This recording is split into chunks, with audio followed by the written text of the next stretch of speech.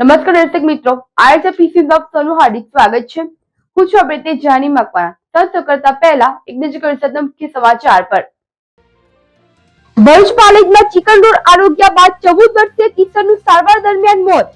Food and drugs વિભાગે તપાસ કરી। બીજી તરફ કટક વિસ્તારમાં અતુલ બેકરીમાં પફમાંથી નીકળી ફૂગ। આમોદ તાલુકાના રોજા ટંકારિયા ગામ પાસે ટ્રક ચાલકે બાઇક ચાલકને અડફેટે લીધો। 42 વર્ષીય યુવકનું ઘટના સ્થળે જ મોત। ઓલ ઇન્ડિયા કોંગ્રેસના પ્રમુખ મલ્લિકાર્જુન ખડગેની યોજાયેલી રેલીના સ્થળે કેટલાક સંગઠનો દ્વારા કરવામાં આવેલી શુદ્ધિકરણ વિધિના વિરોધમાં જિલ્લા કોંગ્રેસ દ્વારા મૌન રેલીનું આયોજન કરાયું। ઝઘડિયાના લાફા કાંડમાં આમ આદમી પાર્ટીના રજની વસાવાને હાઈકોર્ટમાંથી જામીન મળ્યા। જેલમાંથી બહાર આવતા પરિવારજનો અને સમર્થકોએ સ્વાગત કર્યું। ભરૂચથી અંકલેશ્વર જતા મુખ્ય માર્ગ પર ખાડીમાં મગર દેખાતા લોકોમાં કુતૂહલ સાથે ફફડાટ ફેલાયો હતો। ખાડીમાં મગર નજરે પડતા માર્ગ પરથી પસાર થતા વાહન ચાલકોએ પોતાના વાહનો રસ્તાની બાજુએ જ ઊભા રાખ્યા હતા। મગરને જોવા માટે લોકોના ટોળે ટોળા વળ્યા હતા। અનેક લોકોએ મોબાઈલમાં પણ મગરના વિડીયો કેદ કર્યા હતા। ભરૂચ અંકલેશ્વર માર્ગ તેમજ આસપાસની ખાડીઓમાં મગર દેખાવાની ઘટનાઓ સામે આવી ચૂકી છે। મગર રોડ નજીક દેખાતા લોકોમાં કુતૂહલ ઊભું થયું છે। ભરૂચ જિલ્લાના પાલેજ પંથકના એસકે નગર ખાતે રહેતા અંકિત પટેલનો 12 વર્ષીય દીકરો પૂર્વ કે જે ધોરણ 6 માં અભ્યાસ કરે છે, તેણે પોતાની બહેન સાથે પાલેજ આમલી સ્ટેન્ડ પાસે આવેલા સાગર હોટલમાંથી સાવરમાં ચિકન રોલ 4 ઘરે લઈ જઈ પરિવાર સાથે આરોગ્ય બાદ તમામને ઝાડા ઉલટી થતા ફૂડ પોઈઝનિંગની અસરના પગલે પાલેજ CSC સેન્ટર ખાતે સારવારથી ખસેડવામાં આવ્યા હતા। જોકે પરિવારના 4 સભ્યો પૈકી 12 વર્ષીય બાળક પૂર્વને ફૂડ પોઈઝનિંગની વધુ અસર થઈ હોય, જેથી તેને ભરૂચ સિવિલ હોસ્પિટલ બાદ વધુ સારવાર માટે વડોદરાની હોસ્પિટલમાં ખસેડ્યા બાદ બાળકે દમ તોડતા પરિવારે 50 રૂપિયાના સાવરમાં ચિકન રોલમાં પોતાનો દીકરો ગુમાવતા પરિવાર પણ હૈયા ફાટક રુદન કરતા પોલીસે પણ તાત્કાલિક બાળકના મૃતદેહનો કબજો લઈ પોસ્ટમોર્ટમ અર્થે ખસેડી બાળકનું મોત ફૂડ પોઈઝનિંગથી થયું છે કે કેમ તે દિશામાં તપાસ શરૂ કરી છે। અત્રે ઉલ્લેખનીય બાબત એ છે કે પાલેજ પંથકમાં બાળકનું મોત થયા બાદ ફૂડ એન્ડ ડ્રગ્સ વિભાગના અધિકારીઓએ પણ બાળકને જે જગ્યાએથી વાનગી લઈને આરોગી હતી તેવા સાગર રેસ્ટોરન્ટ ઉપર ધામા નાખી તાત્કાલિક વિવિધ વાનગીઓના નમૂના લઈ લેબોરેટરી અર્થે મોકલ્યા હતા। પાલેજ પંથકમાં બાળકના મોત બાદ પણ ભરૂચમાં રેસ્ટોરન્ટોમાં વાનગી હજુ પણ શુદ્ધ મળે છે કે કેમ, કારણ કે ભરૂચના કસક વિસ્તારમાં પણ અતુલ બેકરીમાંથી પફ ફૂગવાળો નીકળતા ભારે હોબાળો થયો છે।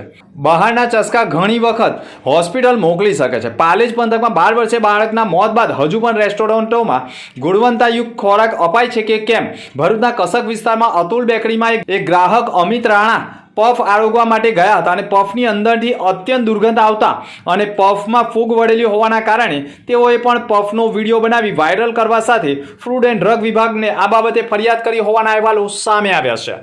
ભરૂચ જિલ્લાના ઝઘડિયા તાલુકામાં આવેલી મેટ્રોપોલિટન એક્ઝિકેમ કંપનીમાં થયેલા લાફા કાંડ મામલે આમ આદમી પાર્ટીના આગેવાન અને જિલ્લા પંચાયતના સભ્ય રજની વસાવાને હાઈકોર્ટે જામીન મંજૂર કર્યા છે। આશરે 45 દિવસથી જેલમાં રહેલા રજની વસાવા જામીન મળ્યા બાદ જેલની બહાર આવ્યા હતા।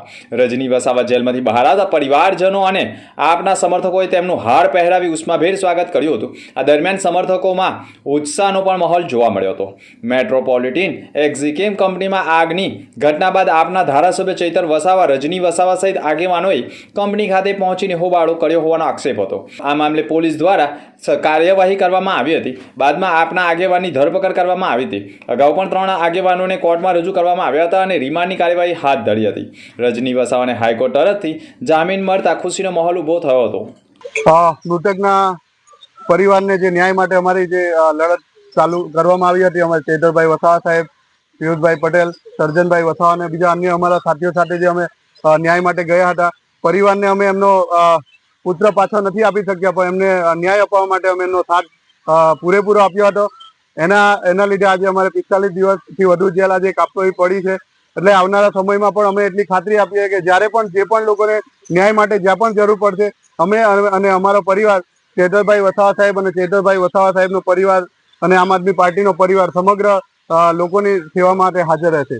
ભરૂચ શહેરમાં બાઇક રેલીનું આયોજન કરવામાં આવ્યું, જેમાં બાઇક અને સ્વયંસેવકો પણ આ સાથે જોડાયા હતા।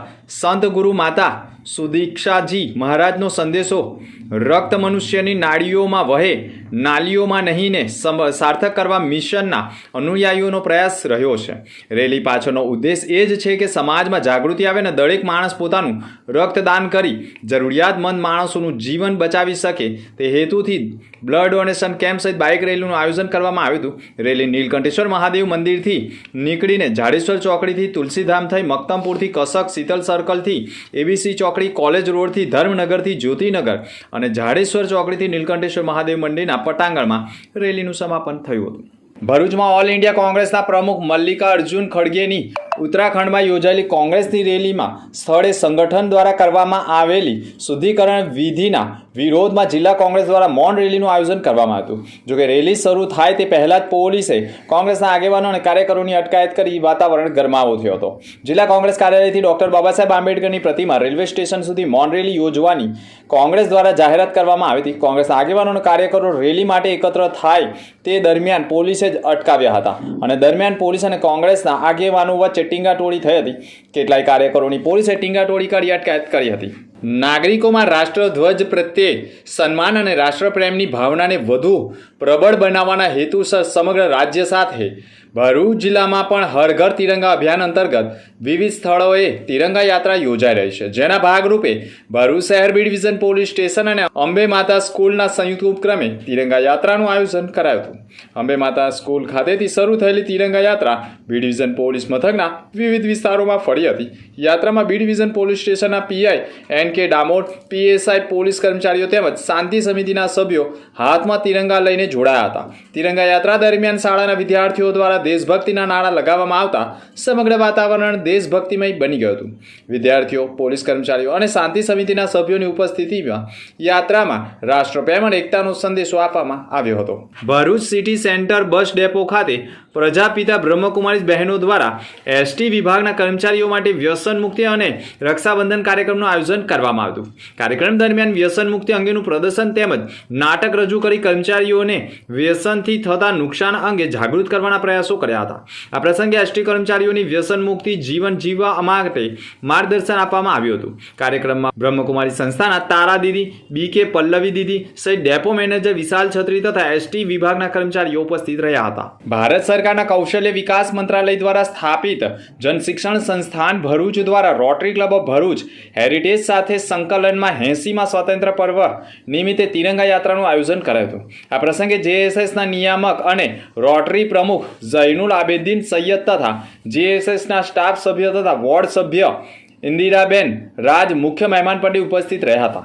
બહેનોને માર્ગદર્શન પૂરું પાડ્યું હતું. સંસ્થાના અધ્યક્ષ એડવોકેટ ફિરદોસાબેન મંસૂરીએ પણ સ્વતંત્ર પર્વ પ્રસંગે તમામને સ્વતંત્ર માટે બલિદાન આપનારા આપણા વીર જવાનોને યાદ કરી આ કાર્યક્રમમાં સહભાગી બનવા બદલ અભિનંદન પાઠવ્યા હતા.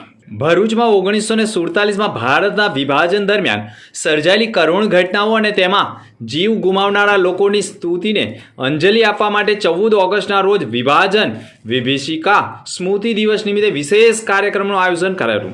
ભરૂચની જેપી કોલેજના ઓડિટોરિયમ હોલ ખાતે યોજાયેલા કાર્યક્રમમાં વિભાજનના સમયગાળા દરમિયાન લોકો પર વીતેલી પીડા, વેદના અને સંઘર્ષની નવી પેઢી સુધી પહોંચાડવાના હેતુથી ડોક્યુમેન્ટરીનું પણ પ્રદર્શન કરવામાં આવ્યું હતું.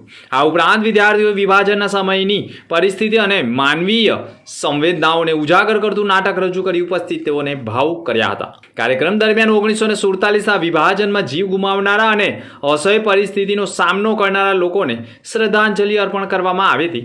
કાર્યક્રમમાં ભરૂચ જિલ્લા કલેક્ટર ડોક્ટર નવનાથ ગવ્હાણે, જિલ્લા વિકાસ અધિકારી યોગેશ કાપસે, જિલ્લા પોલીસ વડા અક્ષયરાજ મકવાણા, પ્રાંત અધિકારી મનીષા માનાણી, ભરૂચ જિલ્લા ભાજપ પ્રમુખ પ્રકાશ મોદી, રમતગમત અધિકારી રાજનસિંહ ગોયલ સહિત અધિકારીઓ અને જેપી કોલેજના આચાર્ય, પ્રાધ્યાપકો તથા મોટી સંખ્યામાં વિદ્યાર્થીઓ ઉપસ્થિત રહ્યા હતા.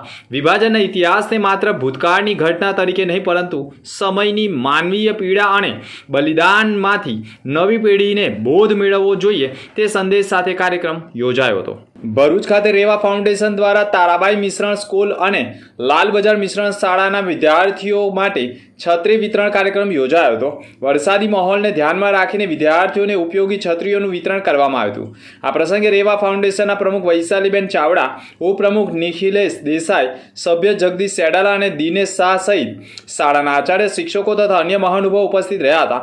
ફાઉન્ડેશનના સેવાભાવી પ્રયાસથી બંને શાળાના બાળકોમાં આનંદ જોવા મળ્યો હતો.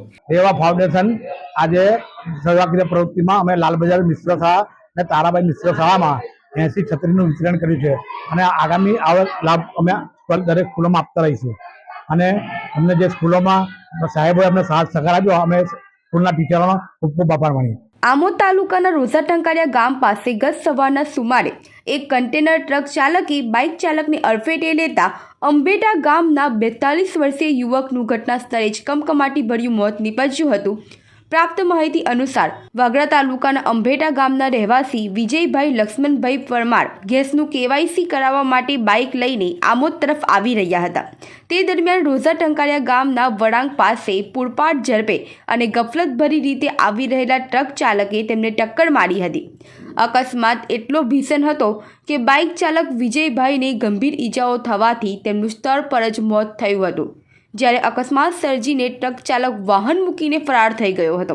આ બનાવની જાણ થતાં જ આસપાસના લોકો મોટી સંખ્યામાં ઘટના સ્થળે ભેગા થઈ ગયા હતા અને તુરંત જ આમોદ પોલીસને જાણ કરી પોલીસે ઘટના સ્થળે પહોંચી મૃતદેહનો કબજો મેળવી વધુ તપાસ અર્થે આમોદના સામૂહિક આરોગ્ય કેન્દ્ર ખાતે પોસ્ટમોર્ટમ માટે ખસેડ્યા હતા અને નાસી છૂટેલા ટ્રક ચાલક વિરુદ્ધ ગુનો નોંધી તેને ઝડપી પાડવાના ચક્રો ગતિમાન કર્યા છે. મૃતક યુવક દહેજની એક ખાનગી કંપનીમાં કરાર આધારિત નોકરી કરી પોતાના પરિવારનું ગુજરાન ચલાવતો હતો.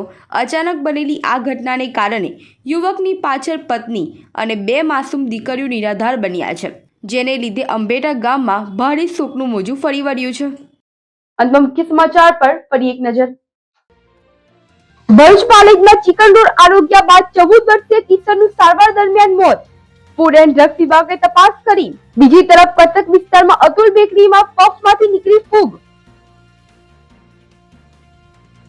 આમોદ તાલુકાના રોઝા ટંકારિયા ગામ પાસે ટ્રક ચાલકે બાઇક ચાલકને અડફેટે લીધો.